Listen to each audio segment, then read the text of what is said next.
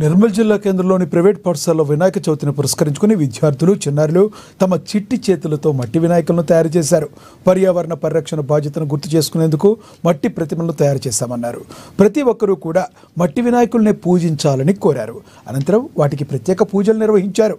వినాయక చవితి పండుగ విశిష్టతను ఉపాధ్యాయులు విద్యార్థులకు వివరించారు.